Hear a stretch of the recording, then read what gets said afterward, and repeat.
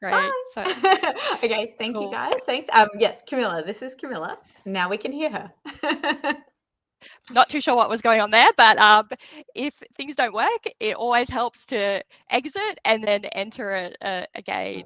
But we're so happy to be here today to talk about a concept that we are really quite obsessed with, the treasure of your health wealth built through a low carb lifestyle.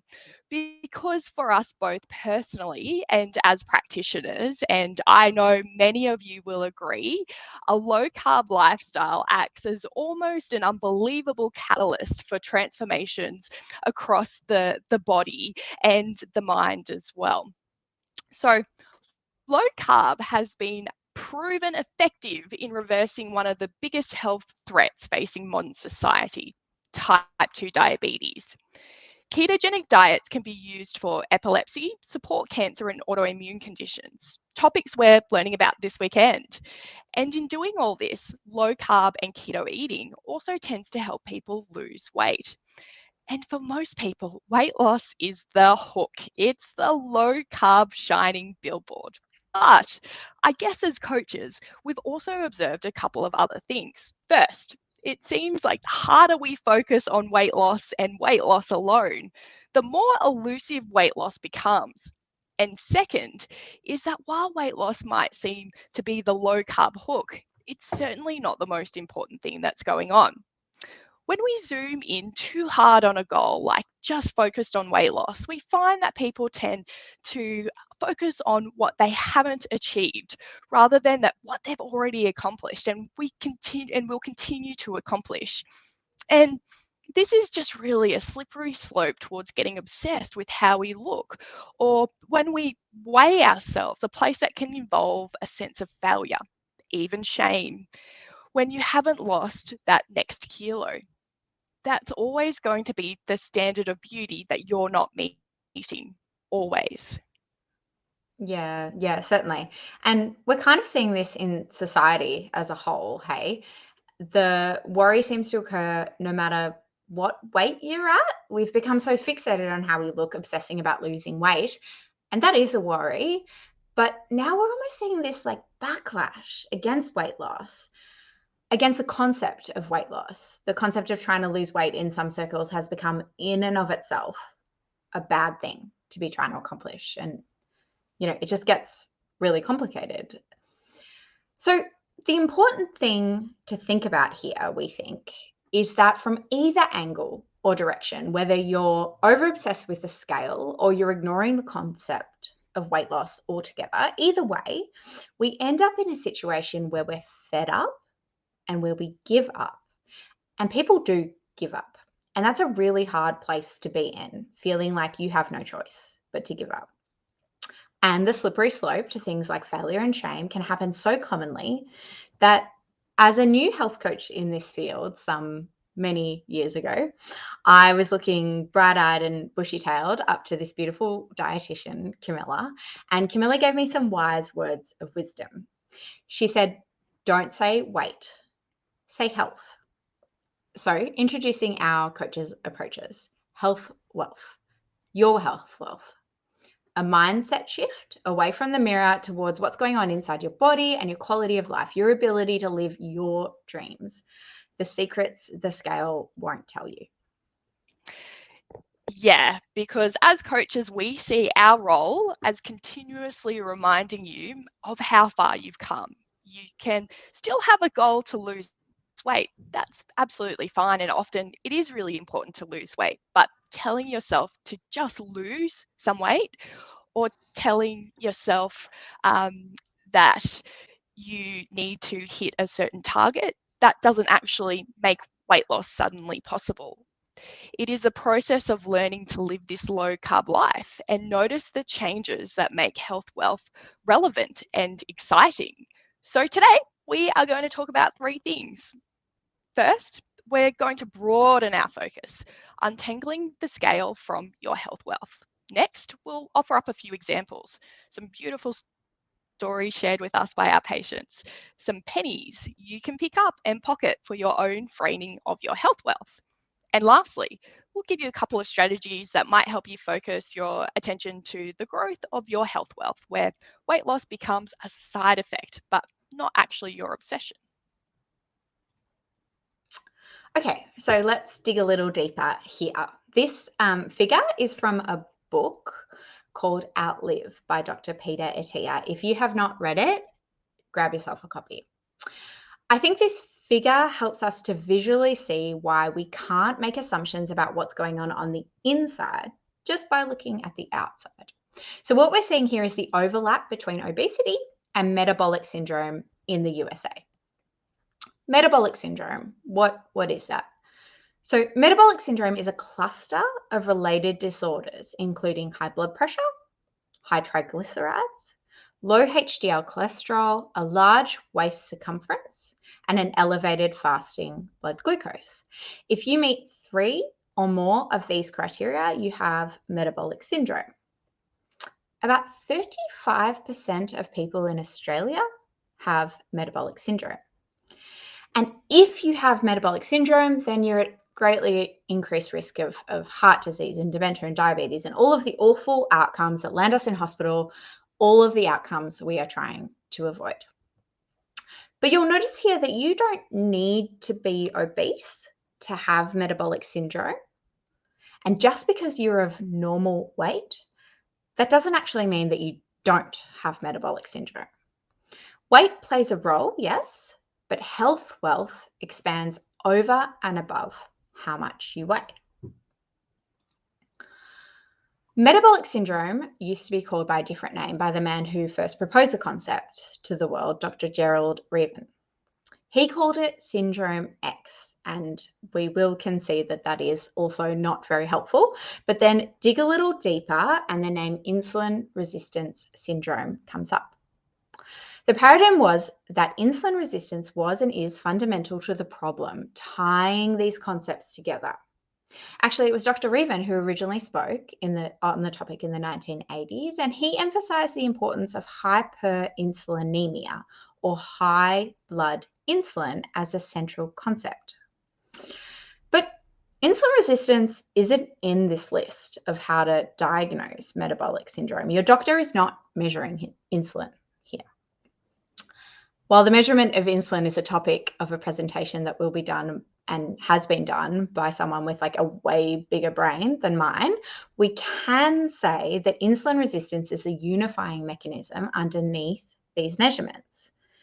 There are also incredible talks on the nitty-gritty detail of how a low-carb diet can reduce waist circumference, lower triglycerides, increase HDL, lower blood pressure, and reduce blood glucose. Suffice it to say, it does. These data that you're looking at now are from a study that looked at a low-carb coaching and medical program that Camilla and I were involved with for about 7 years. The patients lowered their blood sugar, they lowered their triglycerides, they lowered their blood pressure, all while coming off medication and losing weight. Health wealth. Whether your goal is weight loss or not, this is about so much more than how much you weigh. This is about living in a way that gives you your health wealth. This is health wealth, and weight loss is a side effect. Exactly. And so understanding that your health is about more than what you weigh, but the weight can be important, makes us really passionate to realize the pressure on the situation and release it. So passionate about low carb as a powerful strategy that helps us to travel this journey of weight loss, absolutely, but without those nasty cycles of hopelessness a weight-centric approach creates. This is how we see our role as coaches, to share with you the secrets that the scale won't tell you, supporting you in finding your why, the treasures of your health wealth, the jewels that pop up in your body and your mind when you engage with weight loss the low carb way. But we don't want to throw in the towel because of you focusing on weight loss alone. And we really believe that in order to give you the best chance of success, you need to pick up these pennies along the way. Look at them, focus on them, highlight them, and celebrate them. So we've thought a little bit about numbers and how they matter. Now, part 2, let's look at this from a perspective of people, stories, treasures, pennies, given to us by our beautiful patients. Pennies we'd love to pass on to you because we don't want you to give up on this journey because of the number on the scale, whatever it may be. And apologies for the really bad pun, but I suppose part of our message is when you watch the pennies, the pounds will take care of themselves. Ha, ha, ha. Okay, moving on. No one wants pain. No one deserves pain. And for this lovely gentleman, his health wealth became defined by living pain free. Perhaps you've noticed a similar shift in your own experience. How high value would you ascribe to pain free living? The mechanisms behind this connection are multifaceted. The simplest explanation is weight loss. Shedding extra pounds can alleviate stress on joints. I still can't believe this is true. My physics brain obviously needs some TLC, but when you walk, you place somewhere between 2 and 3 times your body weight of force onto your knees.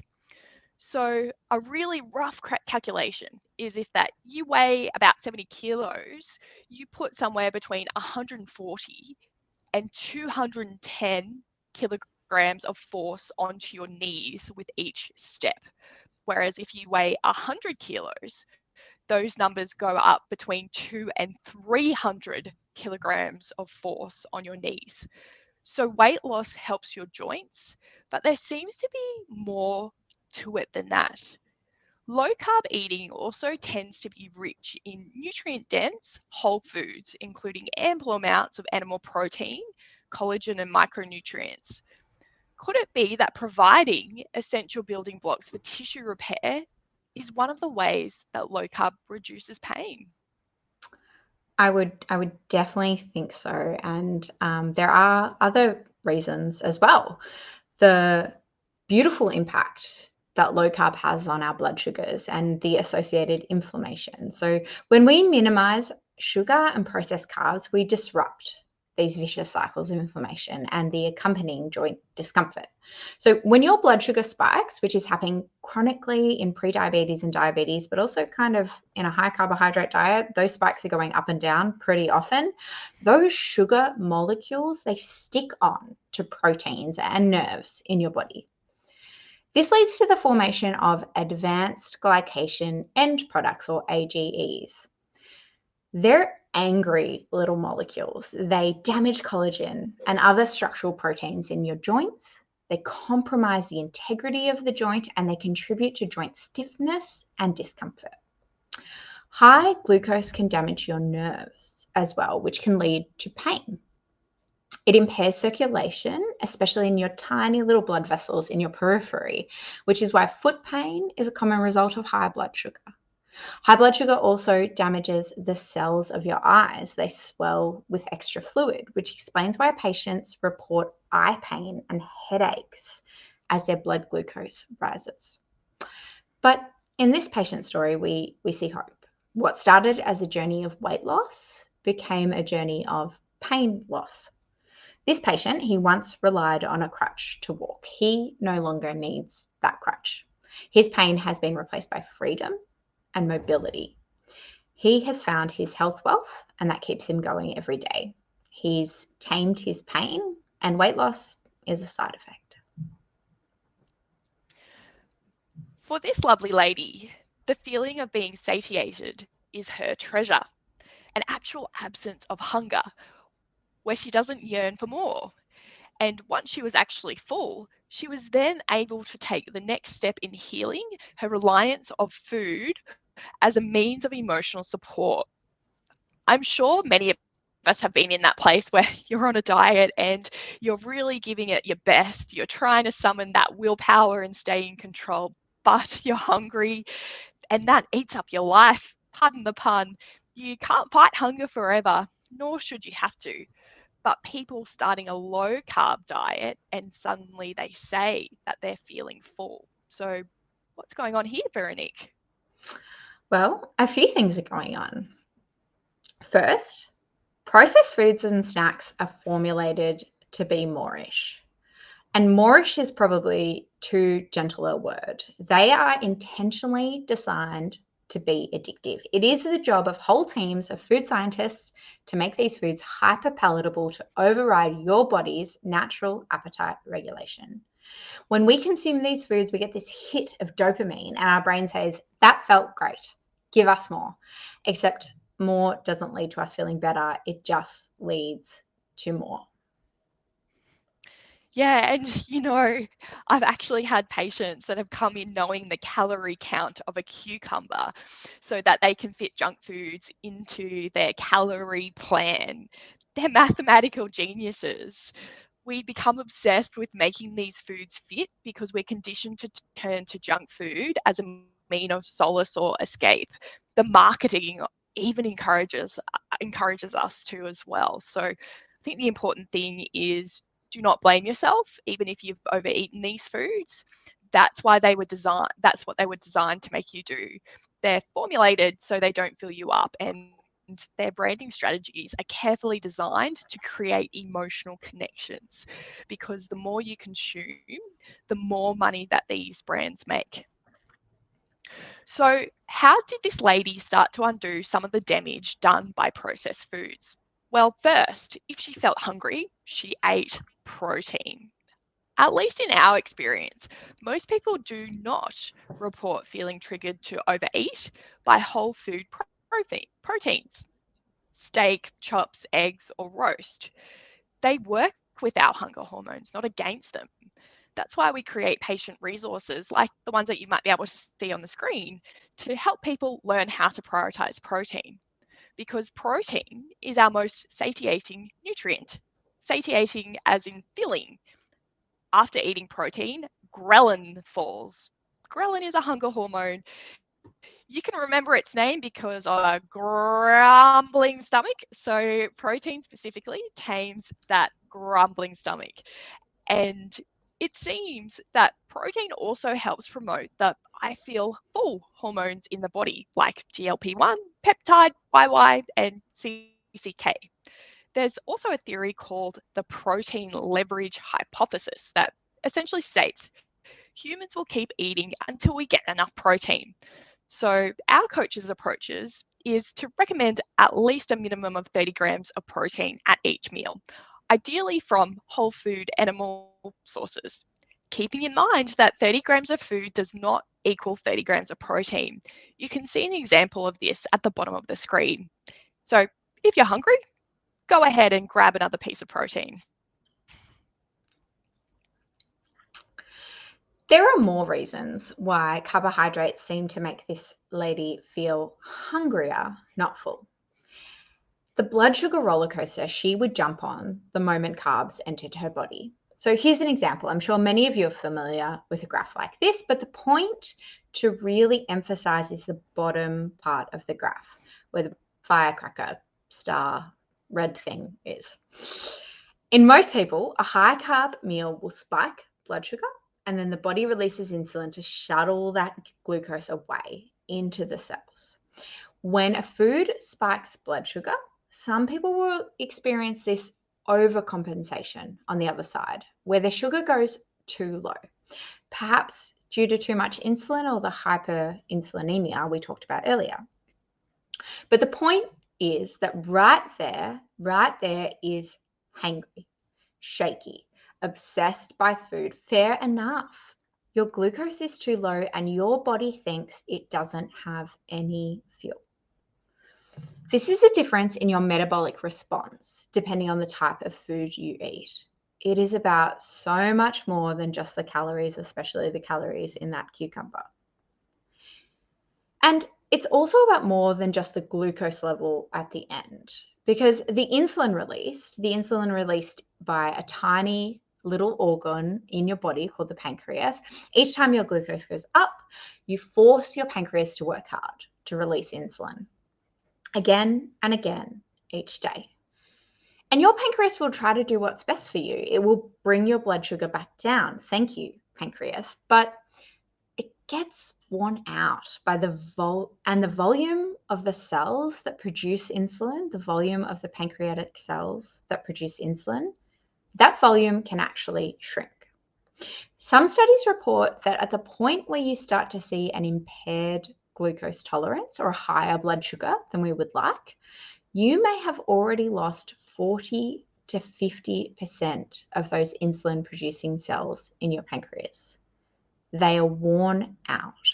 So prevention is the key here. Yeah, and with the magic of continuous blood glucose monitors, we can see that when we eat meals made up of mostly protein and fat, even in somebody who has type 2 diabetes, these meals don't have the same effect. More stable, no highs, and that means no lows, no rebound hypoglycemia, less hunger, more I feel full. This is about how different types of foods will affect your health wealth. And this is true whether you have diabetes or not. A lower glucose variability, a smoother line with fewer highs and lows, as well as a lower average blood glucose, even outside the diabetic range, lowers your mortality risk. But for people living their life each day, the key thing here is the freedom people experience when they're no longer fighting hunger and cravings for food which are unhelpful to their metabolic health. It's so liberating to feel full. You gain appetite awareness, you feel more able to make decisions that support your health wealth. And weight loss is the side effect. Your lovely liver. It sits here on your right, and you can imagine your liver as a manufacturing processing plant for your body. It processes nutrients, it metabolizes substances absorbed from your digestive system. Digestion, as in the things you are eating. It's got good quality control. It likes to make sure that what it processes and manufactures has met the necessary standards before being released into your bloodstream. It detoxifies, pulling out and changing the composition of harmful compounds so they don't hurt you. We've known for a really long time that alcohol hurts your liver, filling it up with fat and preventing it from doing its job. That's called alcoholic fatty liver disease. But in the 1980s, doctors started noticing that this buildup of fat in the liver was occurring in people who didn't drink alcohol. That's called non-alcoholic fatty liver disease. And while neither of us are liver doctors, there certainly seems to be a consensus forming that non-alcoholic fatty liver disease goes hand in hand with conditions of carbohydrate intolerance, insulin resistance, and metabolic syndrome. Sugar, in particular fructose, seems to give the liver some trouble. It seems to tell the liver to make new fat. And throughout the body, extra fat and extra sugar contribute to insulin resistance, which perpetuate these cycles of carbohydrate intolerance and metabolic syndrome. Fructose also seems to prompt the liver to make uric acid. And us humans, we're not super good at clearing out uric acid. It builds up and it's linked to high blood pressure and gout. Again, back to the pain. But see, the fat in the liver or the visceral fat, organ fat, you don't see it.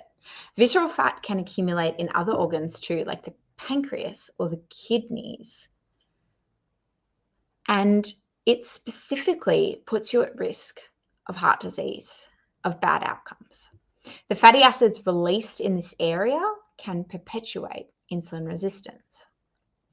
But a low carb eating plan, a low carb lifestyle, inherently low in sugar, low in refined carbs, it's so satiating that you naturally consume less energy. It gives your liver a break. We hear from patients that their liver markers improve and their liver scans improve. So for this lovely lady, her body is cleaner thanks to low carb. It's an important shift in mindset because you can't see your liver. So our coach's approaches is to remind our patients to thank this beautiful organ and the other organs and choose foods that will give love to their lovely liver. Your liver is smiling and weight loss is a side effect. Okay, finally, Let's focus in on a few strategies that might help you make whatever defines your health wealth the focus of your journey. The first is find your why. Your why probably includes your goal, but it's not just your goal.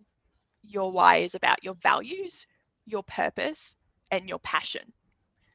When you wake up each day, what's the most important thing going on for you? What will you look back on your last day on this earth and say, I wish I had spent more time doing that? Your why might be many layers down. It's helpful to have conversations with someone you trust. For inspiration, here are 3 questions that you can ask yourself to help decipher your why. What does a perfect day look like for you? Imagine it and list the things that make it special: the place, the activities, your energy levels, feelings, the people involved, thoughts, sensations. The next question: zoom forward 20 years and look back. What is the one thing that you will look back on and wish you had changed? The last is: think of a person or people you love most in this world. What inspires you about them? What impact do you want to have on them? These are the reasons for thinking about your health wealth. The second is notice. Notice what you're accomplishing each day, no matter how small. Notice, notice, notice. And we would suggest that this means to write it down. The human mind, it's marvelous, but it's burdened with the propensity for negativity. It's an evolutionary bias. Our brains have evolved to pay more attention to potential threats and negative experiences as a survival mechanism. And so this can mean we naturally focus on what we haven't achieved, which might prompt us to improve in the future, but it might not be so helpful of cultivating a sense of self-worth and keeping us motivated on this low-carb journey. When we write, we can externalize our thoughts and objectively review them. Writing it down focuses the brains to acknowledge and celebrate achievements, no matter how small they seem. Write it down. Write down the changes occurring in your body and mind each day. Write down that you felt full and energized after your lunch, and so much so that you gave the tea room chocolate cake a miss. Write down that 3 months ago you had a daily headache or pain, and now you don't get any. Some helpful journal prompts are: what am I proud of about yesterday? What surprised me about yesterday? What very small change have I made this week? These are the treasures of your health wealth. And the final tip is to say it. Speak up in the mirror every day.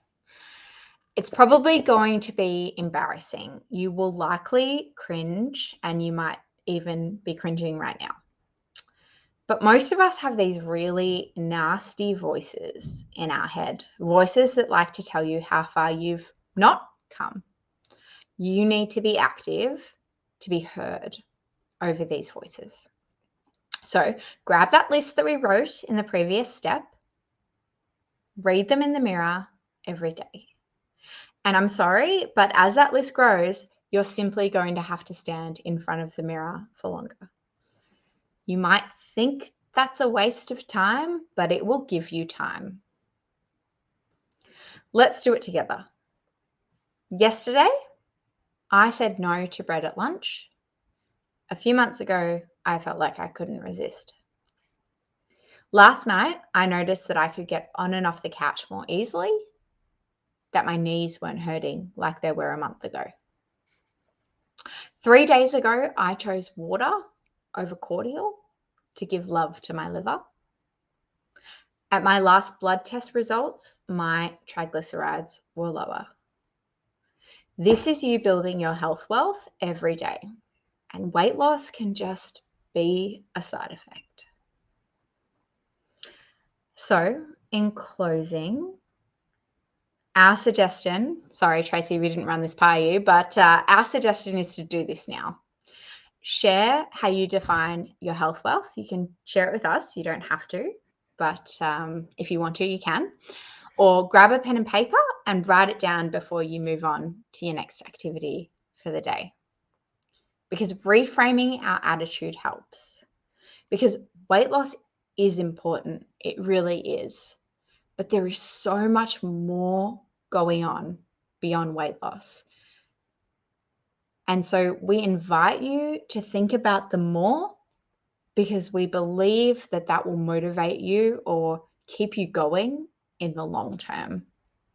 So thank you so much for having us. Thanks for listening to us. And that's it. Yay, that was amazing. It was amazing. Let me just move that so I can see you. I was smiling the whole time watching you, except for the start, that one tiny bit. I had to leave, and then we had a problem. But anyway, that's how it goes. That's how it goes.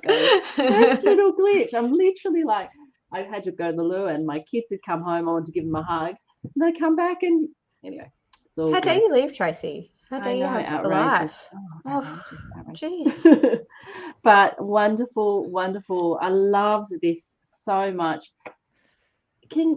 How much could this change the way we see food and dieting and weight? Because we're so confused at the moment, and so much so that there are people that feel guilty for trying to lose weight, and people talk about it. That's toxic, and you don't go to the gym, and it's about being just proud of who you are. And I'm like, there's something missing. Like if you understood it from this perspective, it would be totally different. Yeah, absolutely. And I think like something that kept popping into my mind, like as Camilla and I were working on this over the last couple of weeks, was like, maybe this is a bit crude, but you can hate yourself at any weight. We have people who I'm sure a lot of people in the audience actually have experienced this. They've lost a lot of weight. They're at that goal weight, and unfortunately, they hate themselves just as much as before. It's just so much more than the number on the scale. It is important, obviously, to be within a weight that allows you to live your dreams, live with the freedom that you deserve. But that number is not going to define the quality of your life in the long term. Yeah, I couldn't agree more. I think that is it's just what people don't see. It's that if I get to this goal weight, it's going to bring me all these things and make me feel better about myself, and that's an internal thing, and that's irrelevant to the external. And I think that's where it gets confusing too for people who, the body positivity movement is fantastic in so many ways, but it's not when it says that at any size it's healthy, because it's not. And what you showed there was just there's so many benefits to eating in a way that our body loves and that we're designed to eat. So many benefits. The wealth beyond weight loss is incredible. Yeah, absolutely. Oh, guys, you must have taken ages to put that there. I mean, not ages, but what a great thing to formulate. I hope you guys are going to get to share that in other places, because it's an amazing talk. I just want to read to you some of the comments and what people are saying. So health wealth, what a fantastic term. I really like the way you describe it. And I did add that I can't stop smiling, because I literally smiled the whole way through watching both of you. I thought you were fantastic. Prioritizing protein, my favorite and most consistently used saying, and that's been consistently said from pretty much every speaker that we've had, and it's so important. And then understanding, obviously, that it's animal protein. When we talk about protein, that's the optimal protein in terms of what our body loves. Thank you so much for bringing to my consciousness how far I have come. I needed it. I love the health wealth concept rather than weight loss. This is amazing. I will come back and listen to this one again. Where are we? And my health wealth is about being an independent person in my older age. I want to maintain my mobility, strength, and quality of life. I want to be in better health than I see my parents in currently. Thanks for an amazing presentation. Oh, I absolutely love that one. I'm going to do like a nurse rant. I'm sorry if it's not appropriate, but the independence in older age. I think that's something I believe that something that we discount when we're in our 30s or our 40s, whatever, like maybe I am not as healthy as I want to be, but I can do everything I want to do. But you have to remember, like truth bomb, but you have to remember that is only going to decline from that point. Like unfortunately, human beings are in their peaks in their 30s, and it gets worse. And it's really hard for people when they come into hospital because they've got something that seems totally unrelated, a chest infection or whatever, and they can't get themselves out of bed and they can't move for themselves. And it takes days or maybe even weeks of rehab to get you to the point where you can go home independently. And we all want you to go home independently. You want to go home independently. But we have to think about, like, what are we doing now that means that when I end up in hospital, because unfortunately that, what is it? There's only two things in life that are certain: death and taxes. When I end up in hospital, how am I going to be able to get myself out of bed? How am I going to be able to move properly so that I can get home and I don't have to live with a bunch of nurses and a bunch of other patients for weeks on end? I think that's really important. Did you want to add anything, Camilla? No, I completely agree. And, from a protein perspective, I think now is the time to, focus on building, muscles perhaps before you get older, because we know that the more muscle mass that you have as an older adult, means that you're able to do all of those things independently that Veronique talks about. And, I speak to people as they age, and they're not realizing that they actually have to eat more protein in their 60s than what they did were in their 20s. So I think absolutely, that's a huge part of health wealth, your health wealth in the future, not just now. Yeah, and we've heard from so many presenters about, the problems with access and expense to this stuff that is predominantly the most healthiest thing that we can eat. And I think we have to be realistic about the situation that we're in. And to me, the way I see it is, it's not an option for me and my family. I will forgo spending money on many other things so that I can still afford to buy, this stuff for my family. And I think it's, we're almost going to have to stand up at some point. I mean, if they decided to make my school vegetarian, my kids' school, like I would be very upset about that, and would have to stand up and, we have to we've got to fight for this stuff. I mean, Edinburgh, we heard about Edinburgh. They don't have any in the aged care. There's no meat in the aged care facility. And then, Dr. Angela Stanton was talking about the Nordic countries. They're basically meat free now. It's very hard to get meat. You can't buy it locally, and it's only, imported from China, and it's expensive. We know, I think we have to know. It's one thing to know what we need to do, but then we need to mitigate and navigate what we need around our access to it. And I just think that we are so lucky, really, that we know this, and so many people will never know it, but at least we know. So now we've got to do what we can. Yeah.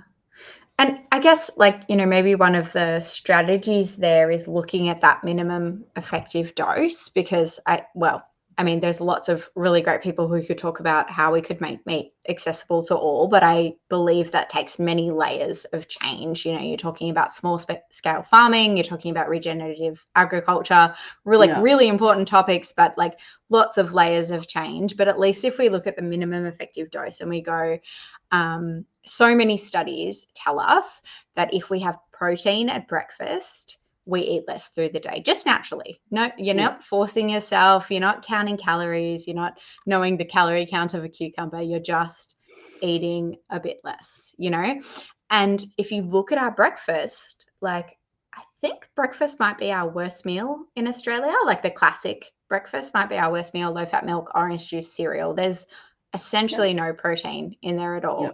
And you just kind of you do this thought experiment and you go, if we just change breakfast, what would happen then? What would happen to kids? What would happen to their energy levels? What would they choose at morning tea? Would they choose juice boxes? I mean, they probably would if it was offered to them, but would kids not go hungry? Would people not go hungry because they're able to make it through to the next meal? Would you feel more full, like the patient we gave the example of. I think Mm. you can just add a little bit. Things like carnivore are like beautiful and so important, but sometimes you also have to look at that in between space and go, well, how do we make this work on a public health level? What's our lowest like common thread that we can use to make more people healthier? And I think just making sure that there's protein in each meal, animal protein in each meal, would be a really, Great I stuff. believe, a really helpful intervention. Yeah, Yeah. absolutely. Camilla? Yeah, I could completely agree. I think another easy intervention would be de-emphasize the importance of snacking. I think as a population, and it of course doesn't apply to everyone, but when you're dealing with an unhealthy population, the message to eat every few hours to keep your metabolism going, I think that just actually encouraging people to not have snacks and eat, and of course their protein at meals, could make a really big difference. And even encouraging maybe finishing dinner by 8 or 9 p.m. and not eating until 7 a.m. the next day. I think what's like the minimum that we can do to make a really big difference on a population level, protein in meals, but also I think snacks, making them an optional part of the diet, not the essential. I agree. Well, my mum's made a comment that she's 79 and follows this lifestyle and doesn't have a pain in her body anymore. So she's just put a comment there. And I thought I better do a shout out to my mum, who of course has been watching and making a few comments along the way, which is gorgeous. I love that so much. It's great. Well, my health wealth is very much along the lines of being independent as we age too, because I've just seen too much of what happens when we don't don't focus on the longer term, and instead keep not giving in, it's not the right word, but just taking the easy path, which is the short-term cravings and the short-term pleasure, without really focusing on the long term. And my definition of discipline is just simply that, focusing on the longer term rather than the short term, because we will all get there one day if we're lucky, and we will regret the decisions we've made in these younger years if we knew this information and we didn't really do enough with it. And it's my passion to just help people to do what they can now, and know that the more we do now, the more we invest in our health wealth now, we will just be gifted with so much gold, the older we are. And I was in an emergency, I mean, you work in a hospital, Veronique, I know, but I was in an emergency a few weeks ago because my son hurt his arm. I had to take him in to get it x-rayed. Just sitting there, and I do not want to be a helpless person in a hospital that can't look after myself. And my goal is to avoid hospitals at all costs, unless I have a car accident or something. You don't want to be there. No, I don't. I mean, you see it all the time. I mean, they're swimming with chronic disease. They're under so much pressure that if we could just improve the metabolic health, right? I know we know all this, and we can say this till we're blue in the face, but it's not enough. But if we just keep telling people, we all have to be advocates and tell people what's possible, and show people, like my mum, just doing what we do and showing people what's possible. And I think like there's also something there, we touched on it briefly with the HbA1c, like, so your average blood glucose over 3 months is what your HbA1c tells you. And we have this cutoff, like in medicine, like 6.5, you have diabetes, you don't have diabetes. We're not going to do anything with you here. And here we're going to start thinking about medication. But there are so many studies, and happy to send them through or whatever later. But there are so many studies that show that spectrum in there, you don't have diabetes all through here, but lower down, better outcomes, less heart attacks, less pain, less, I don't know, name your biggest fear.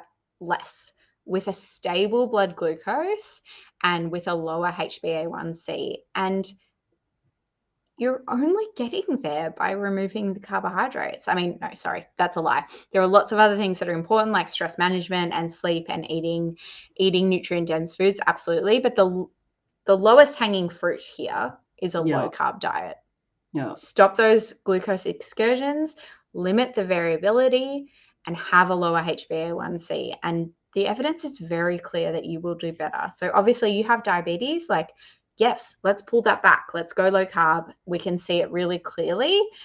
But even for people who don't, I think it's pretty clear that a diet rich in animal protein, rich in accessible nutrients, and lower in processed carbohydrates is going to mean that you get out of the hospital bed sooner if for whatever reason you end up there, or you don't end up there at all, until natural life takes its course, which is fine. But let's not end up there in our 60s. Nope, not a chance. I love it. I love the discussion. Well, there's just a few thank yous, and many people have just loved the conversations that we've had. I'd love you guys individually to just wrap up a little summary of what you'd like people to take away, or just anything that you'd like to say. Do you want to start with you, Camilla? Yeah, sure. I guess that the most important diet out there is the one that makes you feel really good. It's not the one that gives you the best result on the scale. And it's also the one that you might not be taking many medications anymore. It might be the one that you're not waiting around for doctor's appointments anymore. I mean, I think about the time, people spend with chronic disease visiting different doctors, different specialists, how time consuming and expensive that is.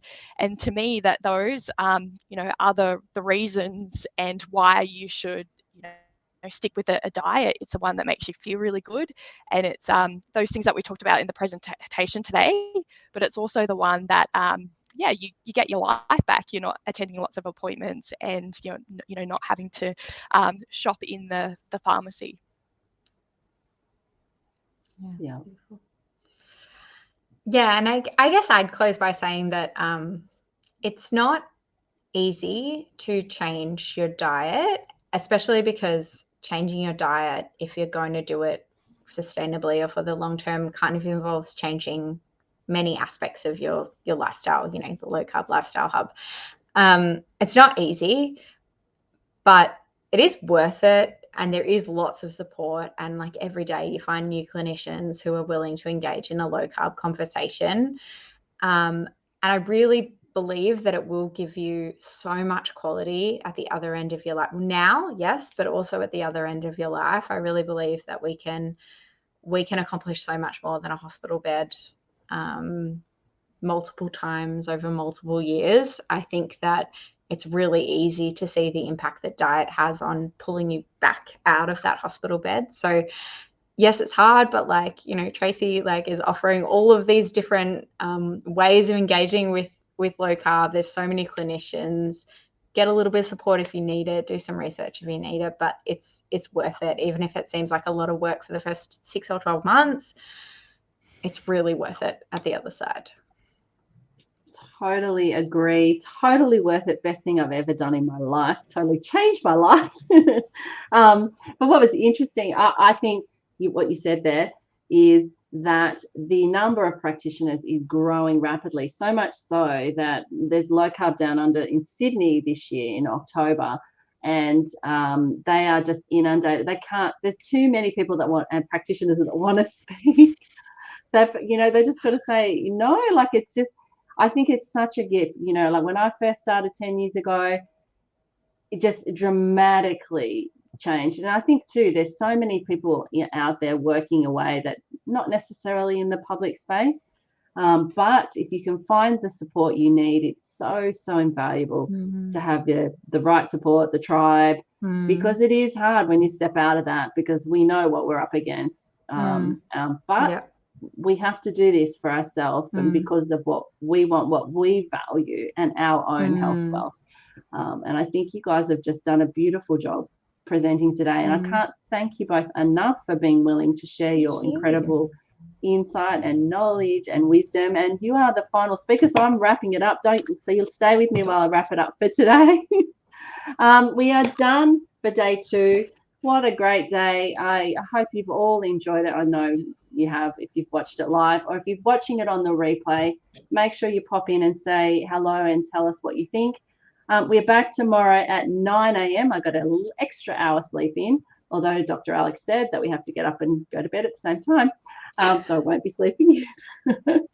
But 9 o'clock we start with our first speaker tomorrow, who is Dr. Lucy Burns. So of course, many of you will know, and she is no doubt going to bring an incredible presentation. So I hope you can all show up live. And thank you, everybody. And I'll see you all tomorrow.